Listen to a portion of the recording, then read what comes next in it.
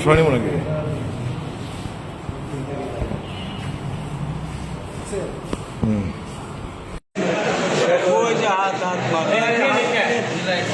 পিস্তল চলে ভাই, পিস্তল চলে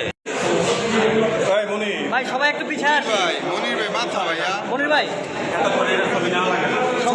গতকালকে আপনারা জানেন যে একটা ঘটনার প্রেক্ষিতে আমরা একটা অভিযানে ছিলাম। সেই অভিযানে আমাদের ঢাকা জেলার পুলিশ সুপার জনাব মোহাম্মদ আনিসুজ্জামান স্যারের দিক নির্দেশনায় আশুলিয়া থানার একটা চৌকস টিম একটা অভিযানে বের হয় যে অমুক জায়গায় যে জামগড়া এলাকায় একটা ঝ গলিতে যে এখানে মাদক সহ এবং অস্ত্র সহ কিছু সন্ত্রাসী অবস্থান করছে।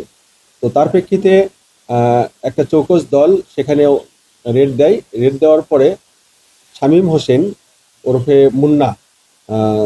মুন্না শেখ এবং তার সাথে থাকা আরো কয়েকজন লোক ওই জায়গাতে মানে একটা বড় ধরনের অপরাধ করার জন্য তারা প্রস্তুতি নিচ্ছিল।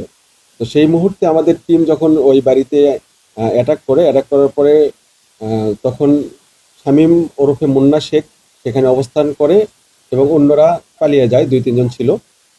তো যখন তাকে ধরা হয় তখন তার দেখানো জায়গা মতে এবং ওই ঘর থেকে কয়েকটা জিনিস উদ্ধার করা হয়। তার মধ্যে একটা বিদেশি পিস্তল, 7.65 ব্যারেল, এছাড়া একটি ম্যাগাজিন, 2 রাউন্ড গুলি, এছাড়া একটি 19 ইঞ্চি একটা দা, তারপরে 2টা সোরা, এছাড়া আরও অপরাধ করার জন্য কিছু মোটরবাইকের চেইন সহ তাকে ওখান থেকে গ্রেপ্তার করা হয় এবং এই জিনিসগুলো জব্দ করা হয়।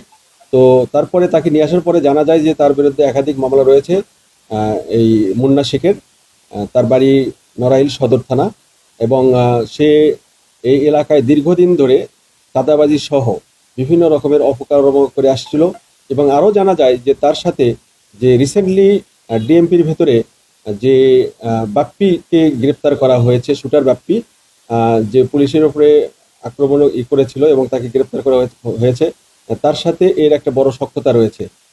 এই ধরনের অপকর্মের সাথে সে দীর্ঘদিন ধরে জড়িত এবং এই এলাকায় যে ঝুট নিয়ে এবং জমি দখল সহ বিভিন্ন রকমের চাঁদাবাজি সহ বিভিন্ন রকমের অপকর্মে সে নেতৃত্ব দিয়েছে, সেটা আমাদের কাছে প্রাথমিকভাবে স্বীকার করেছে। তো এর সাথে আরো যারা ছিল তাদেরকে গ্রেপ্তারের জন্য আমাদের সর্বোচ্চ প্রচেষ্টা রয়েছে। আমাদের পার্টি এখনো বাইরে রয়েছে।